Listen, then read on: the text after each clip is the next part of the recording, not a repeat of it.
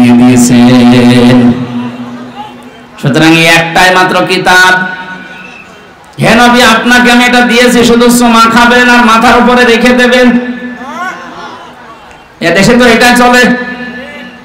এই কিতাব আমি কেন দিলাম জানেন? হাদা বায়ানুল লিন্নাস। আপনি এটা বর্ণনা করবেন মানুষের সামনে। কোন মানুষ?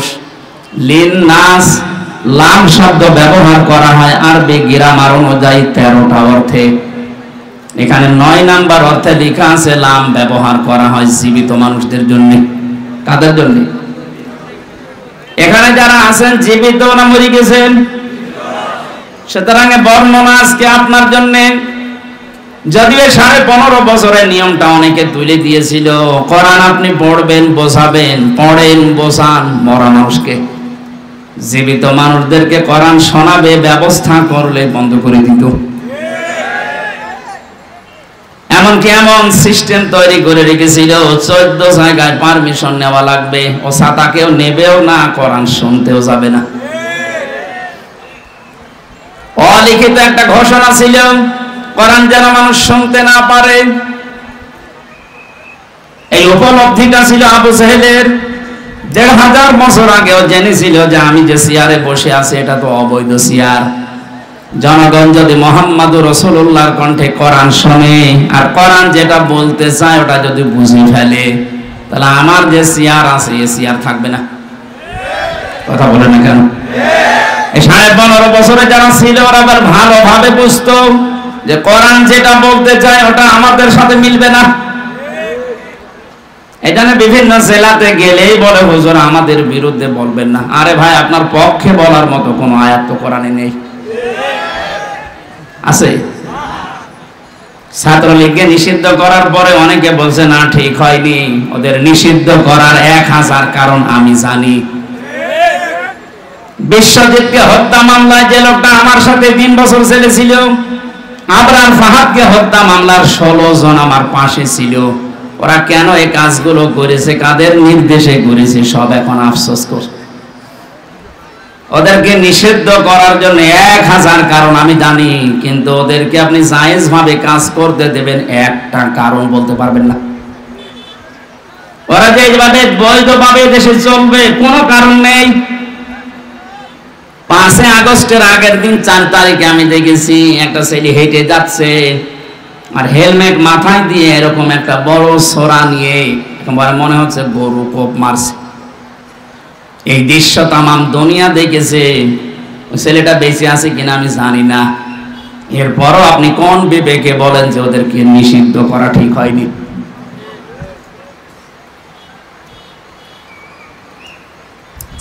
সালে 2006 সালে আগস্টের অক্টোবরের 28 তারিখে যে দৃশ্য ওরা দেখিয়েছে তামাম পৃথিবী হতভম্ব হয়ে গেছে। আমি একবার সিরাজগঞ্জ থেকে যাচ্ছিলাম, ড্রাইভারের পেছনে বসে আছি, দেখি একটা কুকুর পড়ে আছে রাস্তার মাঝে। ড্রাইভার সাহেব কুকুরের উপর দিয়ে না দিয়ে বাম দিয়ে চালিয়ে দিল। গাড়ি একটা ঝেঁকি দিয়ে উঠেছে। জিজ্ঞাসা করলাম আপনি এমন করলেন কেন, এখন উল্টিয়েছে তো গাড়ি। ড্রাইভার আমার বলছে হুজুর দেখেন না একটা কুকুর পড়ে আছে, আমি ডবল করে চাকা চালাবো, আমার বিবেক নেই। আমি বললাম তো মরা কুকুর, ওরে মারলে কি আর না মারলে কি? ড্রাইভার আমার দিকে ঘুরে বলছে হুজুর আপনি কি আসলে হুজুর? আপনি কেমন হুজুর? আপনি দেখেন যে একটা মরা কুকুর পড়ে আছে, যদিও নিকৃষ্ট। এ পৃথিবীতে জানি আমরা 2টা জীব একেবারে নিকৃষ্ট, একটা কুকুর আর একটা শুকুর। তারপরও আপনার বিবেক বাধা দিচ্ছে যে মরা জিনিস ডবল করে মারা যায় না। অথচ গত বছরে ওই সময় ছিল 7 সাল, গত বছরের 6 সালের অক্টোবরের 28 তারিখে তাম বাংলাদেশ থেকে একজনের নির্দেশ মতো লগি বৈঠা নিয়ে সৃষ্টির সেরা মানুষকে পিটিয়ে মারার পরে ড্যান্স দিয়েছে। এদেরকে আপনি মানুষ বলেন কোন কায়দায়? আমরা চাই শুধু ছাত্রলীগ না, এদেশে যারা সালেমদের দোষর প্রত্যেককে নিষিদ্ধ করা হোক। যারা মানুষের ভেতরে পড়ে না ওদের কিসের রাজনীতি? আরে মানুষ তো রাজনীতি করবেই মানুষের জন্য। সে যদি মানুষ পিটিয়ে মেরে ফেলে তো ওর রাজনীতি করার দরকার কি? আপনি অন্য নীতি করেন।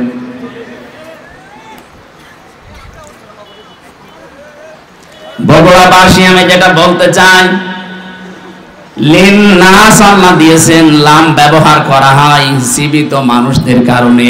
সুতরাং কোরআন শোনানো লাগবে, কোরআন বোঝানো লাগবে জীবিত মানুষকে না মরা মানুষ? আমরা সিস্টেম পাল্টাতে চাই। মানুষ মারা গেলে দেখা যায় উনি ডাক দিয়েছে 10 জন হাফেজ মনে কোরআন শরীফ পড়েন, ও মরে গেছে, পড়ি করবেন কি? ওর জীবনটা যদি কোরআন কেন্দ্রিক চলে তাহলে মরে গেলে পড়া লাগবে না, কোরআন তাকে সুপারিশ করবে। আর জীবন যদি চলে উল্টা পাল্টা, এই যে দরবেশের মতো 36,000 কোটি টাকা মারিকাটি করেছে, ওর সামনেও মরে গেলে কোরআন পড়লে ওর আযাব আরো বাড়বে। যখনই আপনি সুদের আয়াত, ঘোষের আয়াত, মানুষের টাকা আত্মসাতের আয়াত আসবে, হাফেজ সাহেব তো পড়িয়ে যাবে। গজবের ফেরেশতারা ওর লাশের চারিদিকে থাকবে, জিজ্ঞাসা করবে বেটা কি পড়ে কোরআন দিয়ে? এটা তোর জীবনে ছিল, তার মানে ছিল না। ফেরেশতারা বলবে যাক আমাদের মনে ছিল না। কথা বলে না কেন? পাগলকে যদি বলা হয় নৌকা নাড়াবি না, ও বলে আমার মনে ছিল না। আপনি ফেরেশতাদেরকে তারা স্মরণ করিয়ে দিচ্ছেন যে এই লোকটা টাকা পয়সা আত্মসাৎ করেছে, এরা আপনি পিটান। এই জন্য আমরা চাই এদেশে কিয়ামত পর্যন্ত 96% মুসলমানের দেশে কোরআন শরীফ চলবে, এটা গোপনে না, ওপেনে। বলেন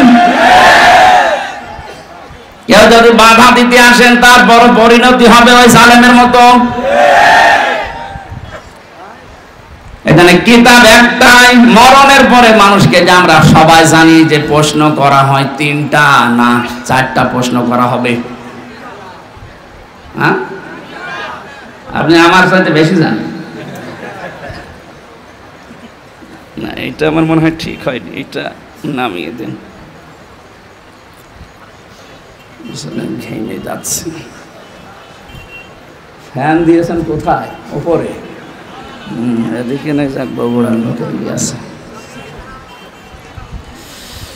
বগুড়াবাসী প্রথম প্রশ্ন করা হবে মার রব্বুকা অমাদিনুকা। বিশ্বনবীকে সামনে এনে বলা হবে মান হাজার রাজুল, এই লোকটা কে ছিল? এই 3টার জবাব যদি কেউ সঠিকভাবে বলতে পারে, রব্বি আল্লাহ দীনুন আল ইসলাম হাযা নাবিয়ুনা মুহাম্মাদুর রাসূলুল্লাহ সাল্লাল্লাহু আলাইহি ওয়াসাল্লাম, সঙ্গে সঙ্গে ফেরেশতারা বলবে আল্লাহর বান্দা এগুলো পেলে কোথায়? ও বগুড়াবাসী, আপনাকে 4র্থ নম্বরের প্রশ্নে জবাব দেওয়া লাগবে আমি কোরআনে পেয়েছি। কারণ ফেরেশতারা একটা কিতাবই চেনে। আপনি যদি পৃথিবীর কোন বইয়ের নাম বলেন যে মাইকেল জ্যাকসন একটা বই লিখেছি, এই বইয়ে পেয়েছি, দাঁত মুখ যা আছে আরো খুলে ফেলবে। কারণ ফেরেশতারা মাইকেল জ্যাকসন চেনে। কথা বলে না কেন?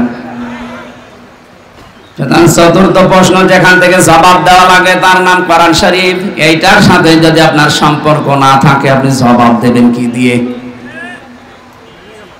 তাহলে আমার মূল প্রথম পয়েন্ট ছিল কিতাব, একটাই মাত্র কিতাব, উনসিলা ইলাইকা, হে নবী আপনাকে আমি দিলাম।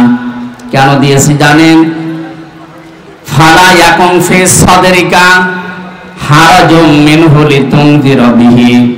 এই কোরআন দিয়ে যখন মানুষদেরকে সতর্ক করবেন, আপনার মনের ভেতরে যেন কোনো সংকীর্ণতা কাজ না করে। হারাজনের ব্যাখ্যা আমি 33টা পেয়েছি। হারাজন মানে ভয়, ভীতি, দ্বিধা, দ্বন্দ্ব, সংশয়, সন্দেহ। 33টা অর্থ লেখা আছে তাফসিরে। আপনার মন থেকে এগুলো সব দূর করে কোরআন প্রচার আরম্ভ করবেন। ঘন্টার পরে ঘন্টা কথা বলার দরকার নেই। এই পৃথিবীতে বিশ্ব নবীর মতো এত বড় বক্তা, এত বড় মুফাসসির মাত্র 27 মিনিট কথা বলেছিলেন। এই কথাটা নিয়ে কিয়ামত পর্যন্ত মানুষ চিন্তা ভাবনা করছে, এখনো কুল কিনারা পাচ্ছে না। আর আমাদের 2-5 ঘন্টা চলে যায়, আমাদের কথা শেষ হয় না। কারণ আমাদের কথার ভেতরে কোনো মাল নেই। কথা বলতে না, নবীজির এক একটা কথা নিয়ে চিন্তা হচ্ছে, গবেষণা চলছে। বিদায় হজের যে 27 মিনিটের ভাষণ এখনো পর্যন্ত মানুষের কোল কিনারা করতে পারেনি যে কিভাবে নবীজি এত সুন্দর করে সাজালেন। এখানে যখন কথা বলা লাগবে কোরআন দিয়ে, তখন নিজের মনে যেন কোনো সংকীর্ণতা, ভয় ভীতি কাজ না করে। আল্লাহ আমাকে ওই পর্যায়ে উঠে কথা বলার তৌফিক দিন, বলেন আমিন। এবার আসেন মাঝখানের শব্দ হারাজনের ব্যাখ্যা। 1 নম্বরে হারাজনের ব্যাখ্যা বেশি। যখন আপনি কোরআন দিয়ে কথা বলবেন, সামনে যারা বসে আছে এমন মানুষও পাবেন ওরা আন্দাজে না বুঝে মন খারাপ করবে। এরকম আমাদের দেশে নেই? এগুলো আরো বেশি ছিল, এখন একটু কমেছে। আন্দাজে না বুঝে আল্লাহর নাম শুনলেই মনে হচ্ছে চেহারা মনে হয় একেবারে ঐশ্বরিয়া রায় হবে। পেশা নাম শুনলেই মনে হচ্ছে না চেহারা কেমন হবে। হ্যাঁ, কেউ যদি পেশা একবার দেখে ওকে আর একবার দেখতে মন চাবে। ওদের কাজ কারবার ওই রকম, খালি মানুষের ফসল নষ্ট করবে, খোলা নষ্ট করবে, পানের বরজ নষ্ট করবে। দিনের আলো, সূর্যের আলো ওদের ভালো লাগে না, জানে রাতের আধার ওরা বেছে নেয়, ক্ষতি করে মানুষের। এই পৃথিবীতে কোরআনের আলো, ইসলামের আলো, হাদিসের আলো যাদের ভালো লাগে না, মানুষের তৈরি করা নিয়ম নীতি যেহেতু অন্ধকার, শিরিক, বেদাত, জুলুম, কুফর এগুলো সব অন্ধকার, এগুলোর পথ তারা বেছে নেয়। শিরিকের মাধ্যমে, বেদাতের মাধ্যমে মানুষের দুনিয়ার ঈমান আমল নষ্ট করে। কিয়ামতের ময়দানে পৃথিবীতে যে যে ধরনের অপরাধী, ওই অপরাধের জন্য তার চেহারা আকৃতি আল্লাহ ওই রকম করে দেবে। ইয়ারাফুল মুজরিমুনা বিসিমাহুম ফায়ুখাযু বিন নাওয়াসি ওয়াল আকদাম ফাবিআইয়ি আলা'i রাব্বিকুমা তুকাদ্দিবান। বলেন আল্লাহু। আল্লাহ বলেন অপরাধী যারা পাপিষ্ঠ ওদেরকে কিয়ামতে ওদের চুলের মুঠি ধরে আর পা ধরে আমি তুলবো, যেন অপমান বেশি হয়। আমরা ছোট ছোট বাচ্চাদেরকে দেখি যখন দোল দেওয়া হয়, দোল না যার গরিব মানুষ নেই, মার বাবা কেউ হাত ধরে 2 জন, কেউ পা ধরে 2 জন, এভাবে দোল দেয়। দোলে দোলে বলে না। কিয়ামতে ফেরেশতারা এই পাপিষ্ঠ মুজরিম যারা যে সেই ধরনের অপরাধী ওর চেহারার ভেতরে আল্লাহ এটা ফুটিয়ে তুলবে। ওই চেহারা নিয়ে কেউ হাত ধরবে, চুল ধরবে, কেউ পা ধরবে, এভাবে দোলে দোলে এক দোলে দেবে জাহান্নামের মাঝে। এখানে আমার শিক্ষা দেওয়ার বিষয়, যারা দিনের আলো, সূর্যের আলো না ভালো লাগার কারণে অন্ধকারের পথ বেছে নিয়ে ওদের নাম ওলট পালট হয়ে গেছে। আমরা দুনিয়াতে যারা ইসলামের আলো, কোরআনের আলো সহ্য হয় না, এ চেহারা যত সুন্দর হোক, আল্লাহর কসম এ চেহারা থাকবে না। দুনিয়াতে যে যে ধরনের কাজ করেছে ওই চেহারা আপনাকে আল্লাহ ফুটিয়ে তুলবে।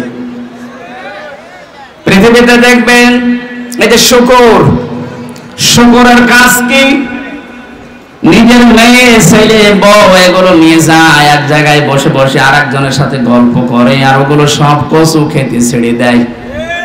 যাদের সাথে ছেড়ে দিয়েছে সবই তোর মহারাজ নাকি। দুনিয়াতে বহু এই শুকর মার্কা মানুষ দেখতে পাওয়া যায়, নিজের বউ সুন্দরী, নিজের মেয়ে, নিজের পুত্রবধূ এগুলো নিয়ে যায় মার্কেটে, বিভিন্ন অনুষ্ঠানে, দোকানে, নিজে এক জায়গায় বসে বসে গল্প করে, আর ওগুলো সব আল্লাহর রাস্তায় ছেড়ে দিয়েছে। বেশি বললাম।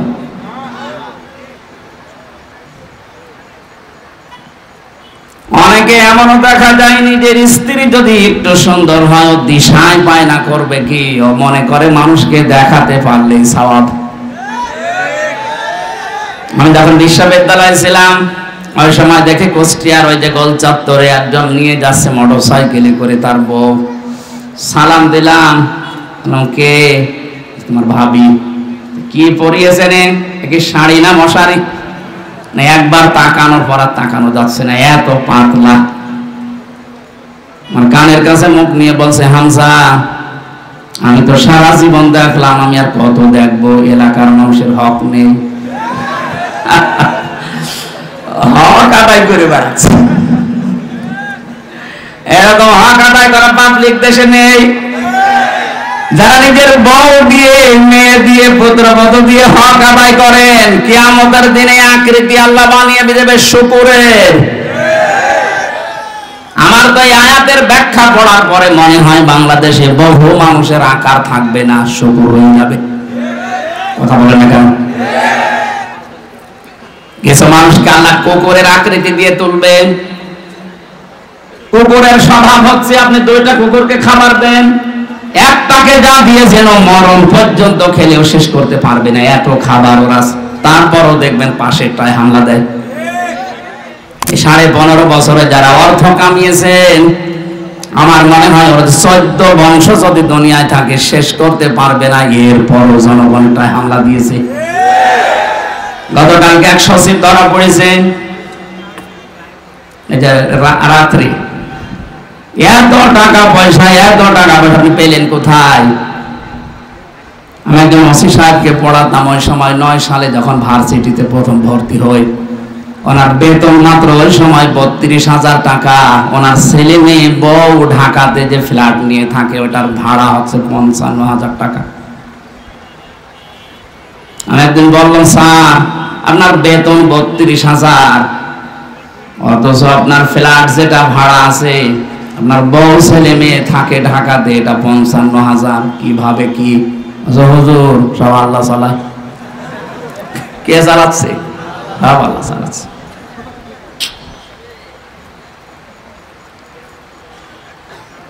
যারা অবৈধ ইনকামে বাম হাত ব্যবহার করছেন,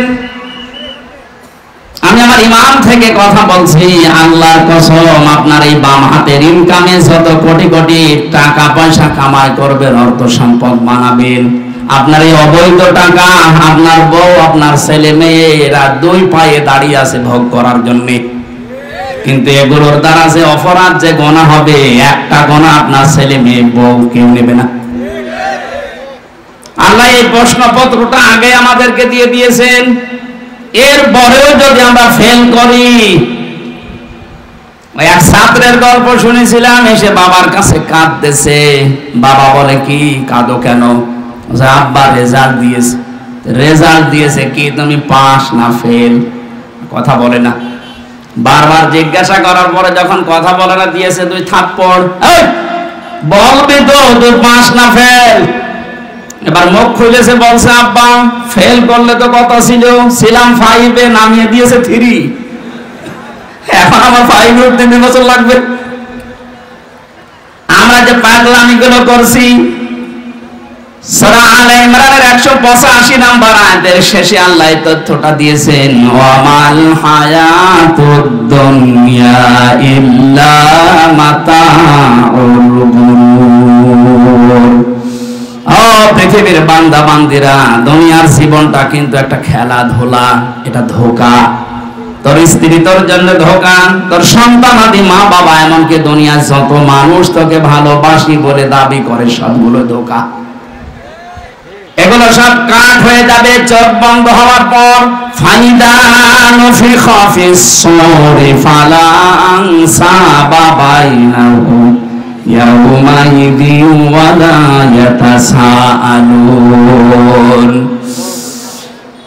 সূরা মুমিনুনের ভেতরে আল্লাহ জানিয়েছেন, চোখ যখন বন্ধ হয়ে যাবে মানুষের, পৃথিবীতে যত রকমের সম্পর্ক আছে, আত্মীয়তার হোক, রক্তের হোক, দলীয় হোক, যত রকমের সম্পর্ক সব আমি আল্লাহ কাট করে দেব। নসবের বহুবচন আনসাব, একটা সম্পর্ক তো থাকবে না। এ প্রশ্নপত্র হাতে পাওয়ার পরেও যদি কোনো জ্ঞানী মানুষ আমরা ফেল করে বসি, তবে আমাদেরকে 5 থেকে 3 না 5 থেকে 1 নেওয়া দরকার। আমি সহ যারা আছি এরকম পাগল, আজকে থেকে আর পাগলামি যেন না করি। আমার কথা বুঝতেছেন? কিয়ামতে যদি কুকুরের সুরত নিয়ে ওঠা লাগে, আমি কি করলাম এই বিশাল সম্পদের পাহাড় তৈরি করে, আমি ভোগও করতে পারলাম না, দুনিয়াতে যদি এই অপমান, এই যে সচিব যিনি ধরা পড়েছে রাতে, ওনার যে এখন কি হবে উনি জানি আর আল্লাহ জানি। আর ইসলামী রাষ্ট্র হলে ওনাকে তো এখন ফাঁসি দেওয়া হতো। যে কয়েকজনই ধরা পড়েছে আপনি তাকান, এক একজনের শুনলাম 620টার উপরে বাড়ি আছে তার, সারা পৃথিবী মিলে। ভ্যান চালকের মতো যদি হালাল রোজে উপার্জন করা লাগতো, কিয়ামতের আগে এই পৃথিবীতে কেউ 620টা বাড়ি বানাতে পারতো না। অথচ 15.5 বছর অলরেডি অনেকে বানিয়েছে। 350 এমপি এবং নির্বাচন কমিশনের যে 15 জন দায়িত্বে ছিল, একজন পটল তুলেছে, এখনো 14 জন আছে। প্রত্যেকের এখন হিসাব নেওয়া হচ্ছে যে টাকা পেলেন কোথায় বলেন। ইসলাম যদি এদেশে থাকতো, হিসাব না, শুধু ধরতো আর প্রমাণ হলেই কে আল্লাহ ফতে করে দিত। এইটা দেখার পরে কিয়ামত পর্যন্ত এই দেশে আর অবৈধ সম্পদের পাহাড় কেউ গড়তো না। এটা বন্ধ করা দরকার। আর এটার জন্য কোরআনে কারিমের আইন ছাড়া বানানো আইন দিয়ে সম্ভব না। যেহেতু এখনো কোরআনে কারিমের আইন দেশে আসেনি, আমরা যারা বিবেকবান আছি, কিন্তু বিবেকটা কাজে লাগান। কুকুরের মতো স্রোত নিয়ে কিয়ামতে উঠলে কি হবে আপনার? আপনি মনে করেন 2000 বছর হায়াত পেলেন, 2000 বছর পরে তো মরবেন নাকি? কথা বলেন না কেন? আপনার যাতে কত বড় বড় মহারথী কবরে চলে গেছে। বিশ্ব নবীকে আজরাইল অফার দিয়েছিল, আপনি যদি থাকতে চান যতদিন ইচ্ছা থাকতে পারবেন। নবীজি বলেছেন তারপরে কি? বলে হ্যাঁ, তারপরে মরা লাগবে। নবীজি বললেন দেখো, মরা যদি লাগবে তখন আমার রেখে যাওয়া দরকার নেই, আমার চলো। তাহলে তো অফার দেওয়ার পরেও তিনি গ্রহণ করেননি, আর আপনার অফার নেই। সর্বোচ্চ এদেশের এখন গড় আয়ু হচ্ছে 65-67 বছর। আপনি এরপরে যদি বেঁচে থাকেন, মনে করবেন আপনি বোনাস পেয়েছেন, আমাদের হায়াত ধার করে বেঁচে আছেন। কথা বলেন না কেন?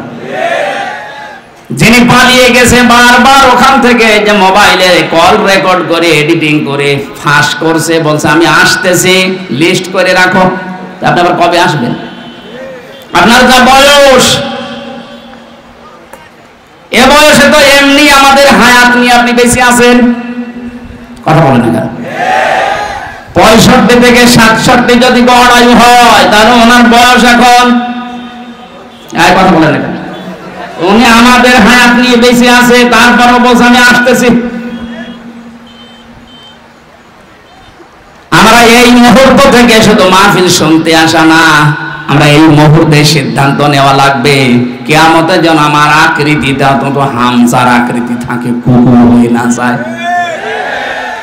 কিছু মানুষের আকার হবে সাপের মতো।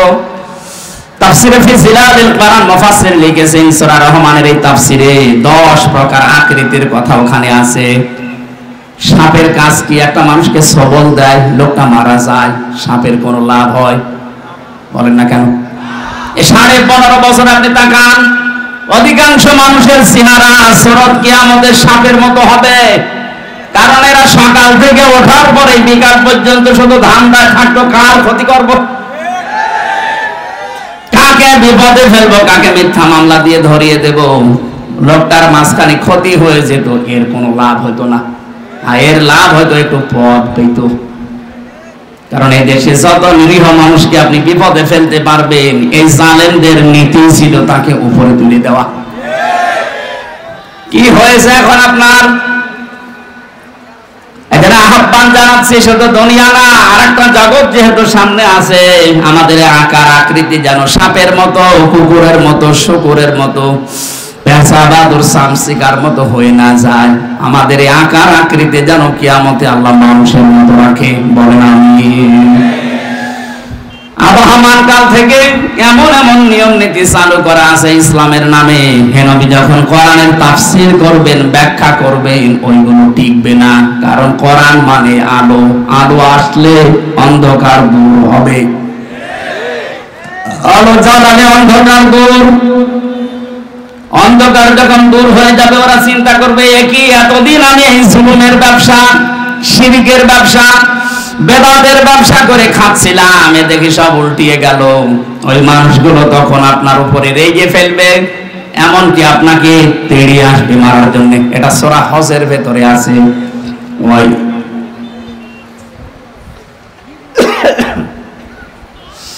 وإذا تتلى عليهم آياتنا بينات تعرف في وجوه الذين كفروا المنكر আল্লাহ পাক বলেন যখন আমার আয়াতগুলো তেলাওয়াত করে বিশ্লেষণ করবেন বাজ্জিনাত মানে দলিল আর প্রমাণ দিয়ে দিয়ে বলবেন হে নবী দেখবেন কিছু মানুষ আছে ওরা রাগে ফুলবে এবং আপনার দিকে তেড়ে আসবে।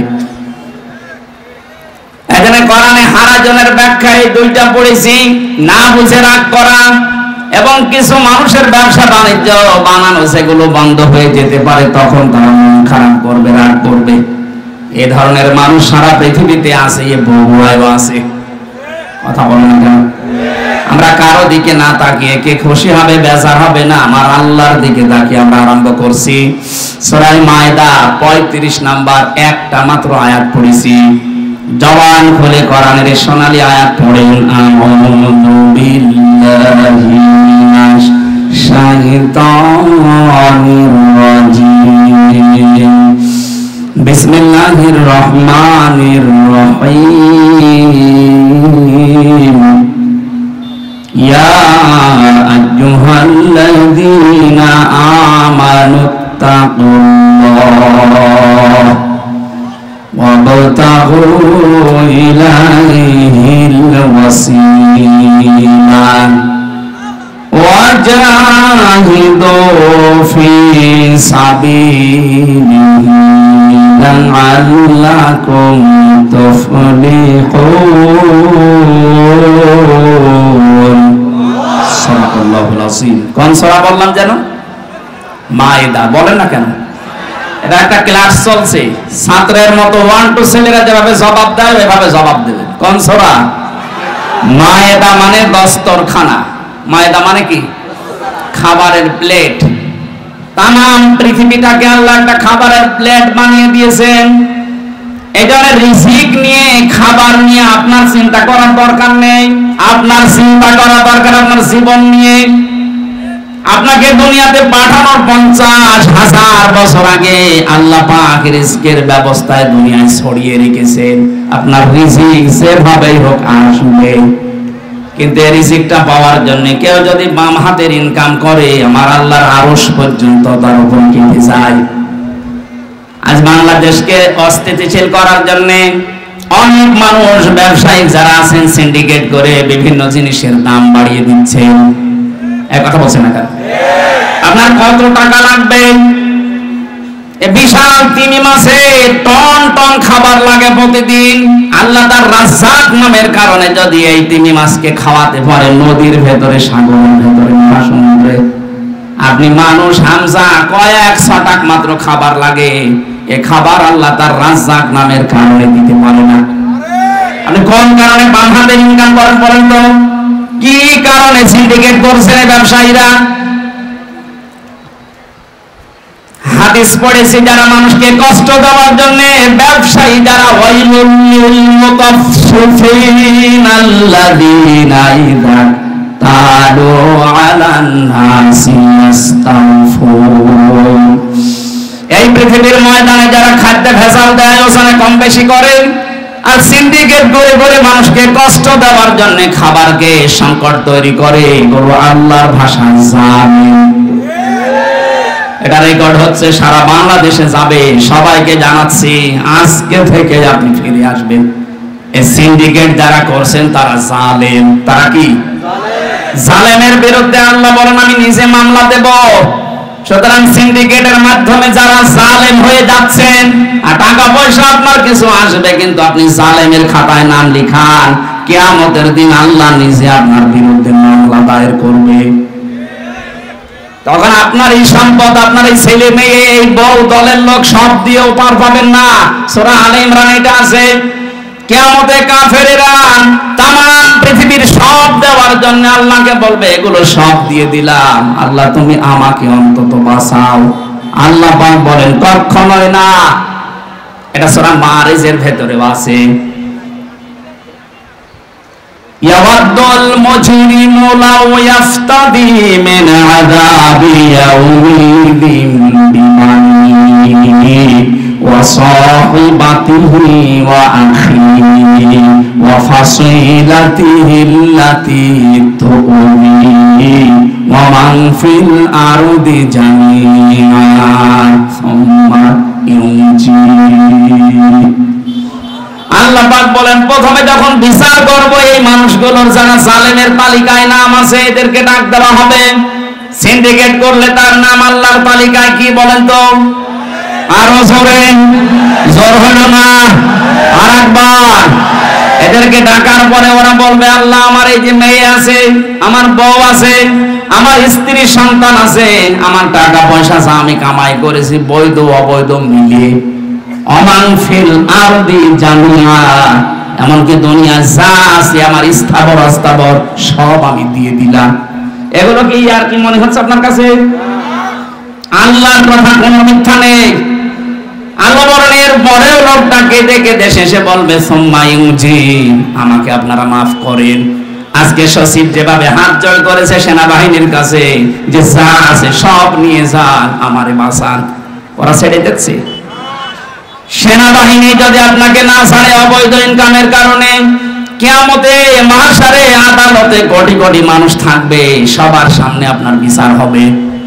আল্লাহ পাক বলবেন না, কাল্লা, কখনোই না, ইন্নাহা লাযা, করে আমি লাজাই দেব। লাজা কি? না, কাল্লা ইন্নাহা লাযা, করে আমি লাজাই দেব। কোরআনে কারিমের সূরা মারিজের আয়াতের ভেতরে আল্লাহ বর্ণনা দিয়েছেন লাজাই দেওয়া হবে তোরে। নাযাআতাল লিশশাওয়া তাদউ মান আদবারা ওয়া তাওয়াল্লা ওয়া জামাআ ফাআওয়া। লাজার প্রথম পরিচয় আল্লাহ বলেন এমন একটা জাহান্নামের দরজা দিয়ে তোরে প্রবেশ করাবো, ওই ঘরে ঢুকলে তোর চামড়া আগে আলাদা হয়ে যাবে। পৃথিবীতে বহু শাস্তির জায়গা আমি দেখেছি। আয়না ঘরে আমার 10 দিন যে অত্যাচার করেছিল ওরা আমার উপরে, আমি নিজে তো সাক্ষী, আমি দেখেছি। উল্টো করে আমারে ঝুলিয়েছে, চোখ বেঁধে পেছনে হাত হ্যান্ডকাপ দিয়ে মাথায় দড়ি দিয়ে 11 ঘন্টা টাঙিয়েছে। খাবার দাবার না, পানি চেয়েছিলাম, বলে পানি নেই। বহু প্রশ্ন আমাকে করেছে, যে সমস্ত জিনিস দিয়ে যে নখ তুলে নেয়, এই সমস্ত জিনিসগুলোর সামনে এনেছিল। অত্যাচার জুলুম যতটুকু আমি পেয়েছি, কিন্তু আমার শরীর থেকে কোনো চামড়া খসেনি। কথা বুঝতেছেন? আর কিছু মানুষের নখ তোলা আছে আমি দেখেছি। ওই মাটির নিচে যে ঘরের ভেতরে অত্যাচার করে ওই মানুষগুলোর কিছু হাড়ও আমাকে দেখিয়েছে যে এইগুলোকে শেষ করে ফেলেছি। শিবিরের কেন্দ্রীয় সাবেক সভাপতি দেলাওয়ার ভাই এবং মাসুদ ভাইকে যারা কুত্তার মতো পিটিয়েছিল, কুকুরকে যেভাবে মানুষ পিটায়, লাঠি দিয়ে, গোতা দিয়ে, লাঠি দিয়ে যেভাবে মারে, আমারে বলছিল যে এইভাবে আমরা মেরেছিলাম। আল্লাহ এমন শোধ নিয়েছে, এখন তারা গর্তের ভেতর থেকে বের হওয়ার কায়দা নেই। তা আমি এখানে নাযাআতাল লিশশাওয়া এর ব্যাখ্যায় কথা বলছিলাম। পৃথিবীতে বহু শাস্তির জায়গা আমি দেখেছি। পৃথিবীর বড় বড় হাজতখানার নাম শুনেছি, কারাগারে। আমেরিকার ওই কারাগার খুব কঠিন, ব্রিটেনের কারাগার খুব কঠিন, রাশিয়ার কারাগার খুব কঠিন, কিন্তু মানুষের চামড়া তুলে ফেলে এমন জায়গা আমি শুনিও নি, পাইনি। আল্লাহ বলেন এমন একটা ঘর বানিয়েছি, ওখানে ঢুকলে আগে চামড়া খসে যাবে। এই লাজা কাদেরকে ডাকবে জানো? 2টা গুণ যাদের ভেতরে আছে। ওদেরকে লাজায় ডাক দেবে, আসো বাতিজা আসো, বলে না এটা? আসো বাতিজা আমার দিকে আসো। কাদের? যারা সত্যকে সত্য জানার পরে মুখ ফিরিয়ে থাকতো। এ বাংলাদেশে এই রোগ বেশি, চোখে আঙ্গুল দিয়ে দেখিয়ে দেওয়া হয়, এরপরও ঘাড় ঘুরিয়ে চলে যায়। এটা কি করা লাগবে? ফেরেশতা এসে আপনাকে পিটাবে, তাহলে তো সব হয়ে গেল। নবীজিকে আল্লাহ জানিয়েছেন, হে নবী আপনি দাওয়াতি কাজগুলো করেন। ওরা যে মানতে চায় না, ওরা কি চায়? ওরা কি চায় যে মেঘ থেকে কেউ এসে আপনার নবুয়তের সাক্ষী দিক। এরকম যদি কেউ দেয় তাহলে আমরা দুনিয়ায় পাঠানোর দরকার কি? এটা তো পরীক্ষার জায়গা। আমাকে না দেখে ওরা ফিরে আসে কিনা আমি এটা দেখতে চাই। সুতরাং সত্যকে সত্য জানার পরেও যারা মুখ ফিরিয়ে চলে যান, ঘাড় ঘুরিয়ে চলে যান, আপনার স্থান হবে না চাই, গেলে আপনার চামড়া আগে খসে যাবে।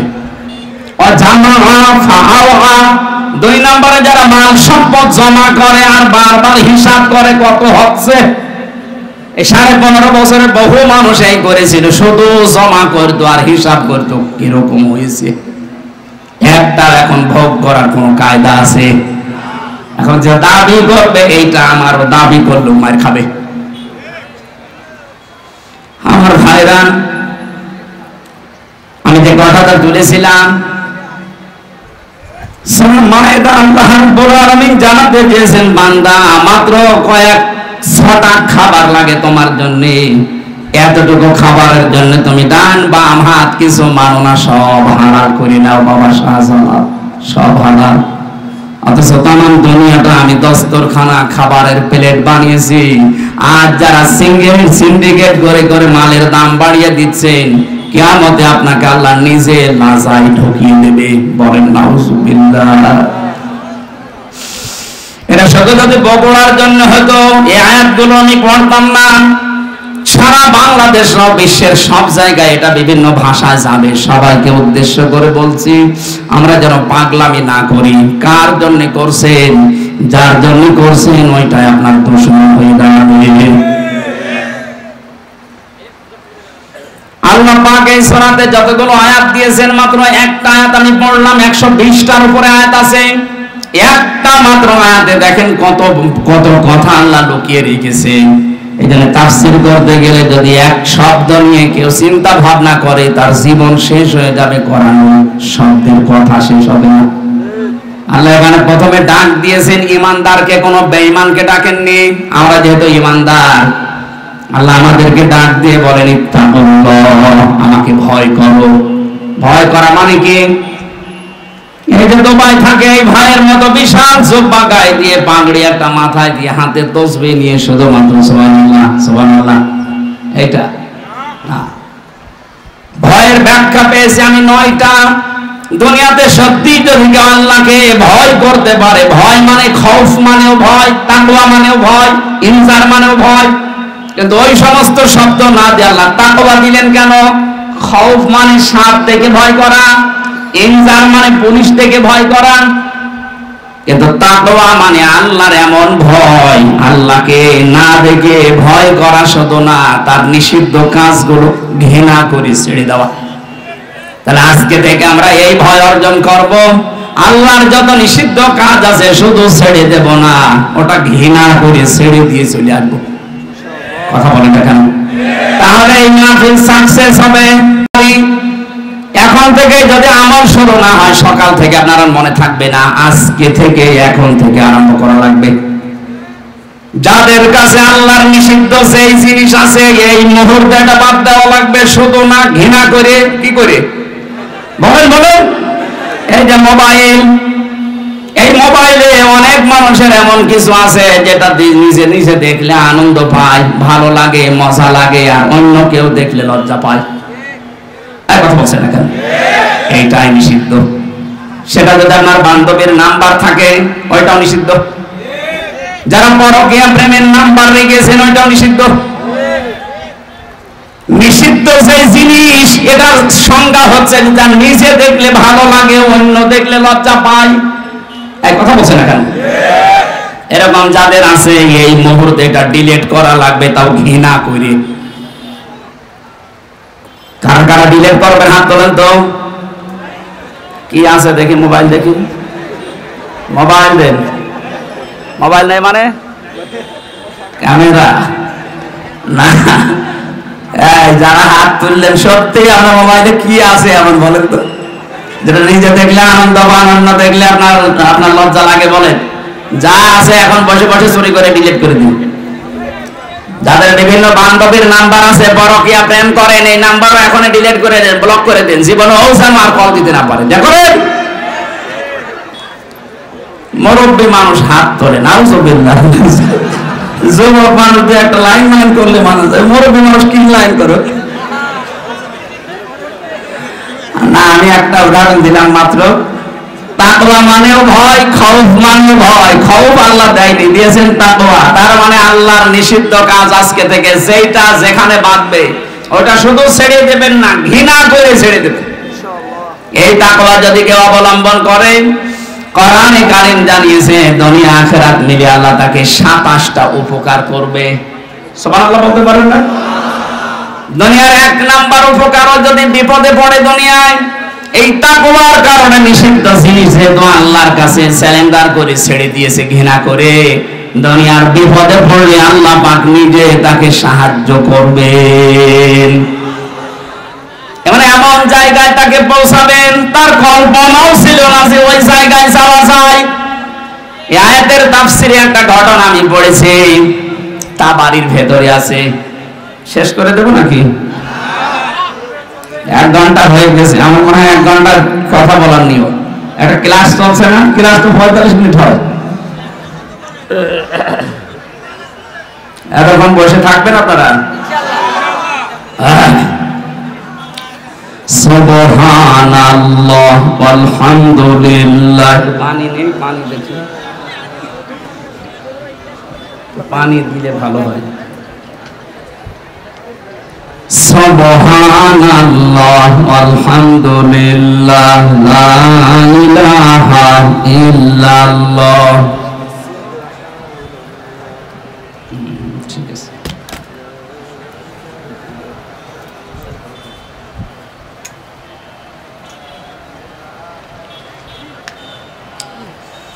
জিনিসপত্র তো ভালোই লাগিয়েছেন না? ঠিক আছে, রুচি আছে এদের।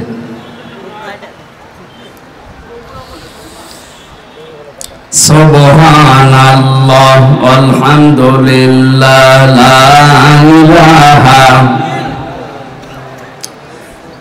আমি জিকির করতে বললাম, আপনারা কি করেন? মহিলা প্যান্ডেলে যদি বলতাম যে জিকির করেন তো আমার মায়ের যদি 2-3 গুণ আওয়াজ বেশি দিত। আপনারা কি পুরুষ মানুষ আছেন তো? দেখেন তো আগে, দেখেন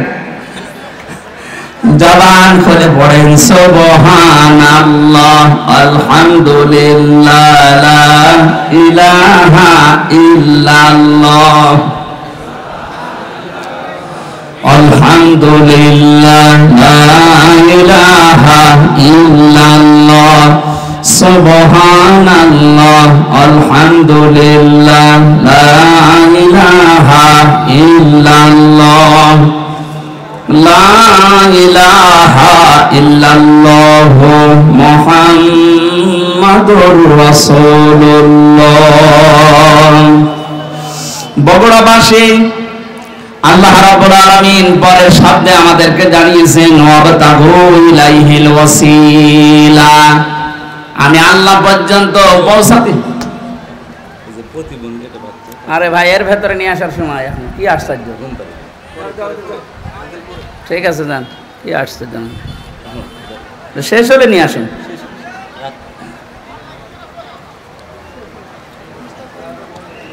কেবল বাদাল মাদাল দিয়ে শুরু করলো, এক বেদের ভেঙেছে, একবারে বাদাল ভেঙে দিয়েছে। আমি শেষ করে দিই নাকি?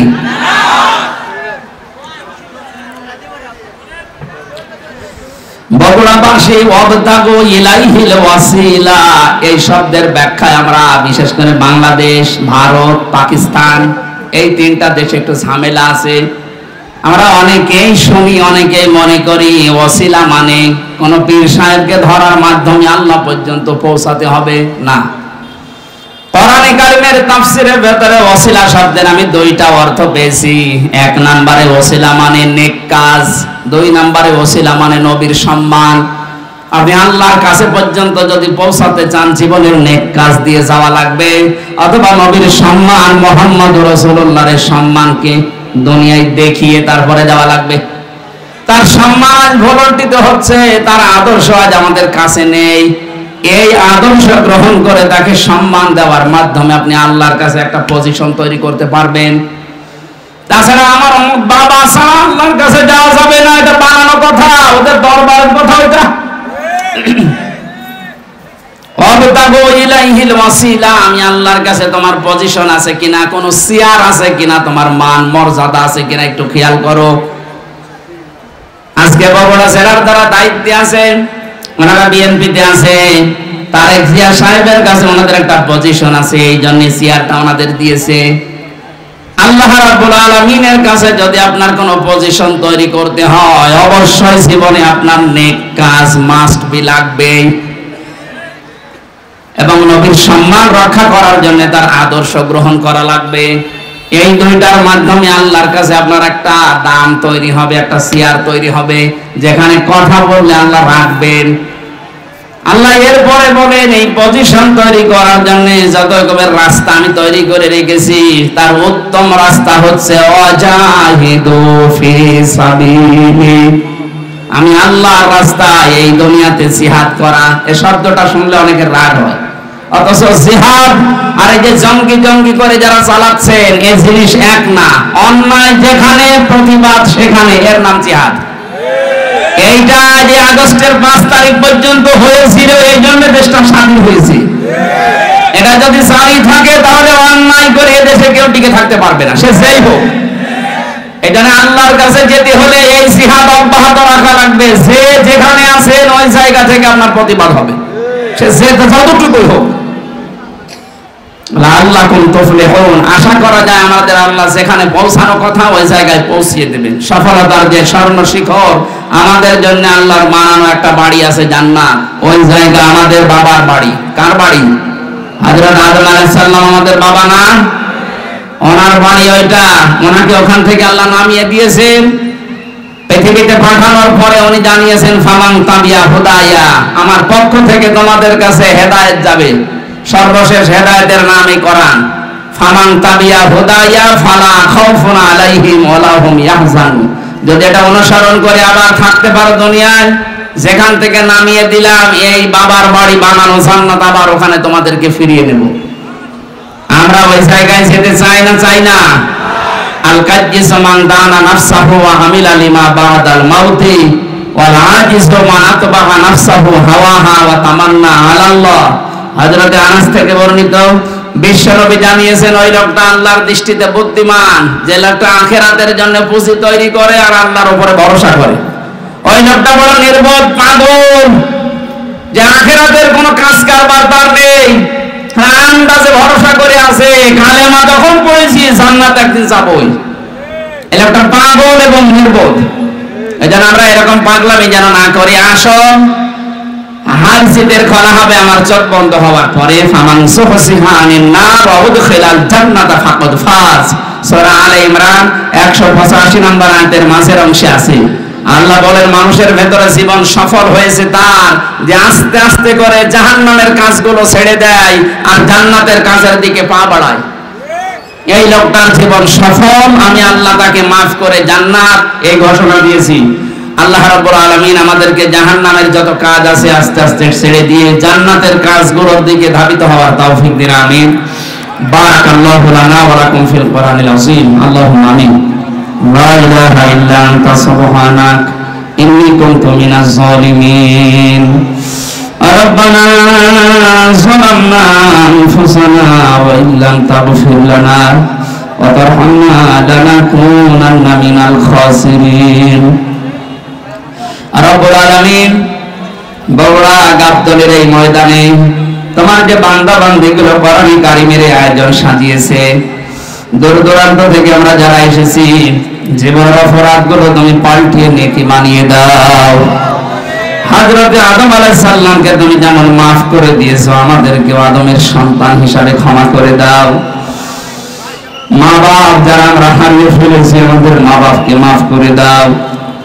আল্লাহ তাআলা কোরআনের এই আয়াতে বর্ণিত যে বিধানগুলো আমরা জেনেছি, তাকওয়া, ওয়াসিলা এবং জিহাদ, এর মর্ম বাণীগুলো উপলব্ধি করার মাধ্যমে প্র্যাকটিক্যাল লাইফে সেট করার দাও। মা বোনেরা যারা এসেছে এদেরকে আয়েশার মতো খাদিজার মতো বানিয়ে দাও। এলাকায় মাটির নিচে কত মানুষ ঘুমিয়ে আছে, আল্লাহ মানুষগুলোকে তুমি কবরে জান্নাত দিয়ে দাও। আল্লাহ তাআলা বগুড়া জেলার গাবতলীর এই জায়গাতে তোমার বান্দা শহীদ প্রেসিডেন্ট জিয়াউর রহমানের বাড়ি, কবরে আছে লোকটা, তার জীবনের ভালো কাজগুলো মঞ্জুর করো, অন্যায় কাজগুলো ক্ষমা করে দাও। তার ছোট ছেলেটাও তুমি ডাক দিয়ে নিয়েছো, আল্লাহ আরাফাত ভাইকে তুমি মাফ করে দাও। যত মানুষ আমরা তোমার গোলাম